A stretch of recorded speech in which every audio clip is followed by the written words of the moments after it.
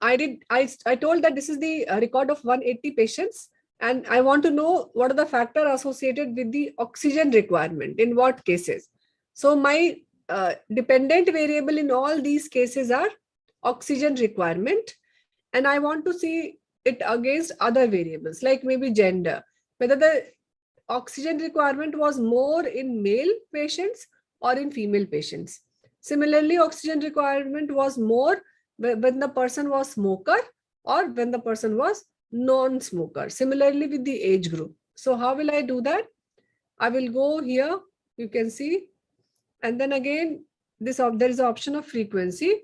So in this frequency, initially we used this chi-square test of goodness of fit.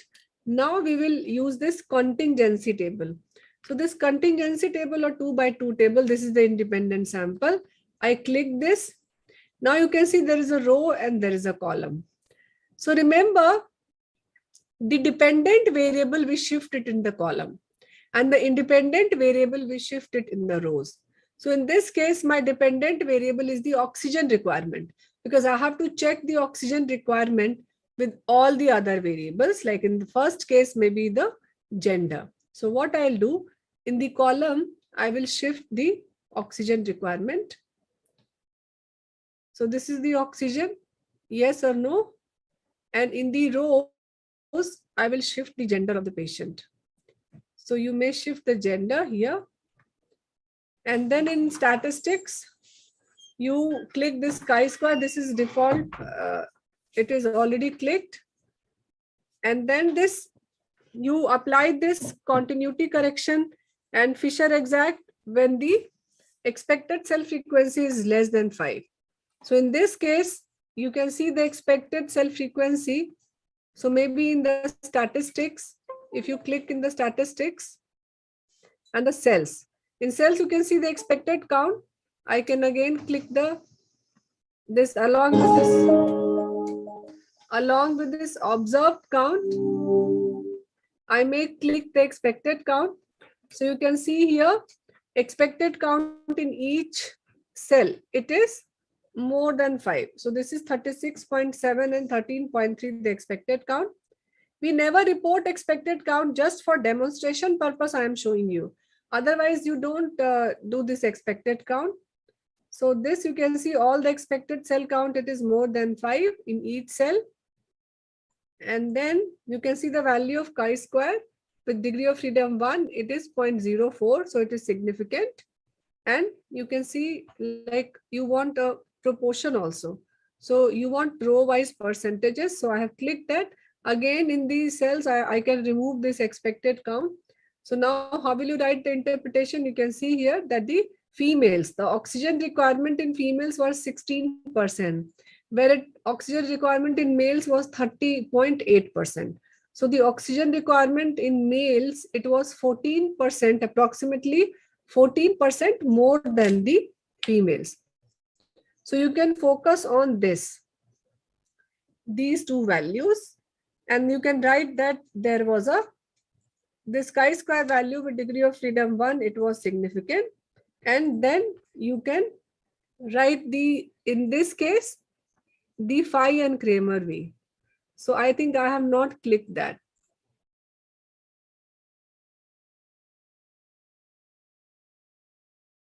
So this, I think it comes.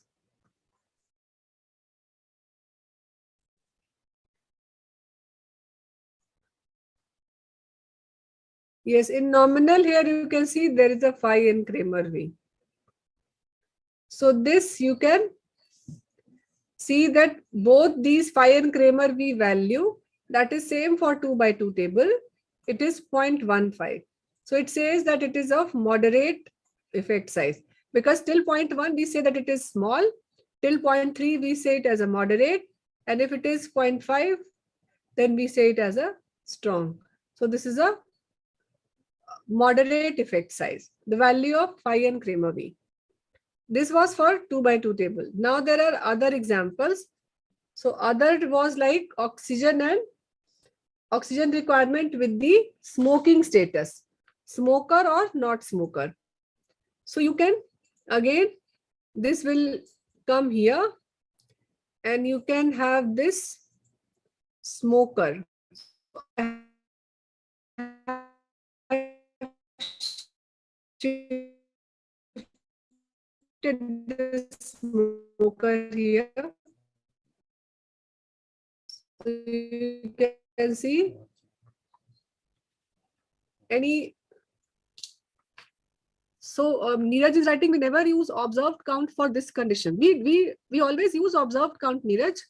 Expected count for this, yes. For the expected, like for assumption, we never use observed count. If you mean by this question by that. For assumption, we always use the expected count, not the observed count.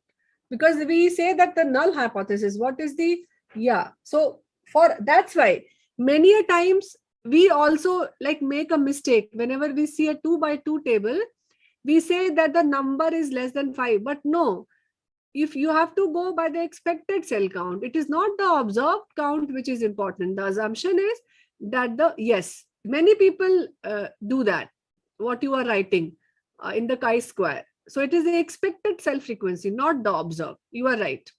For observed count, you don't test for any assumption. That is the expected count. That's why you should click the expected and you should check the expected count.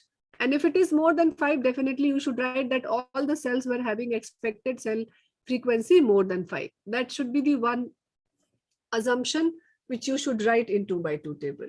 Yes, you are right, Neeraj. So this is one. In this case, you can see here that the value in smoker and non-smoker. So how will I interpret it? You can again go and check for the observed and expected count as well. So this expected is like 89.5, 32.5, 42.5, and 15.5. So in all the cells, the expected cell count was more than 5. And then again, I will uncheck this because while you are giving it in the tabular format, you don't write expected. You only write the observed and the row-wise percentages. So you can see here that the people who were smokers, the oxygen requirement was less. And the people who were non-smoker, the oxygen requirement was more.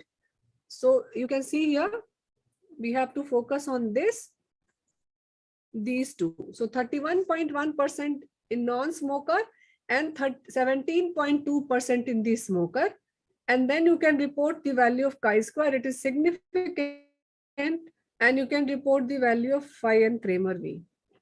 So that is there. So now coming to the third research question. So the third research question was, I have to check according to the age group. So maybe age category, I may enter here outcome. So total number of, so this is age group. So I'll enter this age group here. So it is 1, 2, and 3. And you can see here that this observed count, again, you can see 40 and 3. In this case, if you click this, you can see the expected cell count. So although the observed is 3, but expected cell count is 11.5 coefficient. Okay, I'm telling you how to interpret that. So can you see in this example, 3. And in this case also, although it is 10. So in this case, if you see this observed, what will you expect? That expected will be less, but expected here is, it is 11.47. In this case, so all these cases, the expected cell count is more than 5. So I may do, I'll go again back and I will uncheck this expected cell count and I'll see this. So I can see in the various age categories. So this was, I think, less than 30, 30 to 60 and more than 60. So you can see that the age, this requirement of oxygen was highest in the more than 60 years, followed by 30 to 60 and least in the less than 30 year of age group. The p-value was significant and the phi and Kramer V is of a moderate effect size. So now how to phrase the statement? So you can write it is of a moderate effect size and in the bracket you can write the value of Kramer V. I'll show the template where we have formed the result. It will be shared to you so that you can use this. maybe this is the, for this was for the goodness of it. Maybe if you go by the chi-square. So this is the independent and dependent variable. So you can write here maybe the smoker. Here the dependent variable is the oxygen requirement. So present or absent. And in this case, you can write like smoking status. You can write in the footnote, you can write the chi-square value of test. And then again, a chi-square test of association was conducted between the smoking status and the oxygen requirement. All the expected cell frequencies were greater than 5. If not, then we have to click the Fisher exact test. And there was like a associated significant association or not, and there was a small or medium. So you can write like there was a small or medium or a strong association between the smoking status and the oxygen requirement, and in the bracket you can write the value of phi and Kramer V. Okay. So Sumit is writing, is there any concept of post hoc? Yes, Sumit, that is there. In the SPSS, there is a concept of adjusted residual and standardized residual. So in SPSS, you have this concept of post hoc, but in Jamovi, this option is not there. So that's why maybe that post hoc is there whenever there is a 3/2 or n/c table. In 2/2, there is no concept of post hoc, but in case of a n/c table, there is a concept of post hoc, and that option is there in the chi-square, the SPSS. In this case, you can only look the percentages and you can decide like if it is larger or more, but again, there is no objective way to say that which of this cell is responsible for overall significance. That for that, I think this option, it might come later in the movie, but currently this option is not there. So how this phi and Kramer V strength of association is different from the univariate odds ratio? It is entirely different. Odds ratio tells you the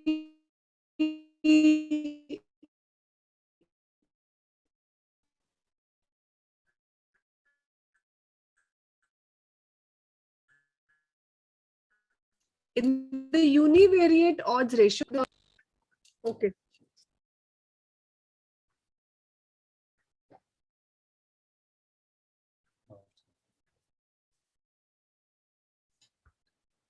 Yes. So am I audible now? So in univariate, whenever we apply, that's odds ratio. So maybe odds ratio, what that says that you have got a disease. So the odds of exposure among the disease versus the odds of exposure among the non-diseased. So that value tells you regarding the amount of association or the strength of association. In this case, this strength is different from that strength, because for that you need a confidence interval also for the odds ratio. Even if the odds is 2 and if the confidence interval is less than 1, so you say that it is significance or not significant. That's odds ratio. Whereas in phi and Kramer V, it is more like the Pearson's correlation, which tells you the effect size, because odds ratio doesn't tells you the effect size. It's the maybe the is it audible now? Audible. Okay. Generally, what happens, usually when the value of chi-square is significant and all the assumptions are met, then you should comment on the phi and Kramer V. If the value of chi-square is not, I mean, that significance level is not significant, there is no point commenting on the phi and Kramer V. Okay, that is a prerequisite, that the chi-square is significant. Then only you should comment on the phi and Kramer V, because that this value of chi-square, it tells you the statistical significance. So once you get the statistical significance, then you will comment on the effect size or the clinical significance, right? If the statistical significance is not there, then there is no point conveying because that means that there is there may be some sample size issue, but it's of no value commenting this effect size without having a significant value. So generally it occurs when there is an inadequate sample size. In that case, it might happen that the chi-square will be non-significant, but this phi and Kramer V will be significant. So in in case of, you can say that when there is a less sample size, there will be strong correlation. The value might go up till 0.7, but it is not significant. It might happen. So that is because of the sample size issue, usually. Is it okay for all of you? How to write the value and how to write the interpretation? Neeraj and all other people who are having any ambiguity in understanding this chi-square value of chi-square and the effect size. Okay. Then again, for the age group, so it depends number of variable, if it is 2 or more than 2.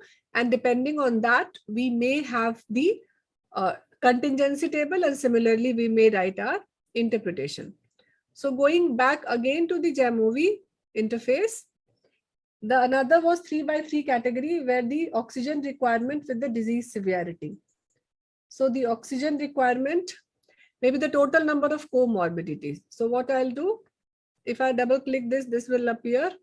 So I'll shift this back, oxygen requirement and number of comorbidities. So this is the comorbidity 1, 2, and 3, means no comorbidity 1 to 2 and more than 2. And let's see the oxygen requirement. So the oxygen requirement, you can see here that it is, if it is 28.3 in the more than 2 comorbidity, it is 24.2 in 1 to 2, and it is 27.7 in no comorbidity. So you can see it is approximately same percentages. It is ranging from 24% to 28%, and therefore you can see here that value of this chi-square is also less and p-value is not significant, and the Kramer V also, it is 0.04. So obviously, if it is not significant, there is no point telling the value of Kramer V or the effect size. But that is one. Again, if you want to calculate it with the disease severity, then you can shift this here, and you can have this disease severity in the rows. So again, you can see like asymptomatic, mild, moderate, and severe. So you can see here it is 21, 37, and 38. Again, it is p-value is not significant, and this phi and Kramer V, it is 0.165. And you can report this 2x2 table. Obviously, you can see the in the statistics. You can in this cell, you can click on this expected count. Whenever there is more than 2x2 table, you can click on this expected count. You can see it is 25, 9, 33, 90, 15, and 5. So you can see this severity is borderline. Although we say that 80% of the cells, it is not that each cell. In this case, in severe category, you can see it is the 5.6, the expected cell frequency, but it is still more than 5. It is not less than 5. And we say that the 80% of the cells, so it is if it is a 9x9, so 80% of 9x9 you can calculate, and maybe that much 7 or 6 point something. So those many cells should have expected cell count more than 5. So this was regarding the chi-square test of association. Any question in chi-square test of association? Then otherwise I'll go to the chi-square test of two proportion. Any one of you having any questions in this?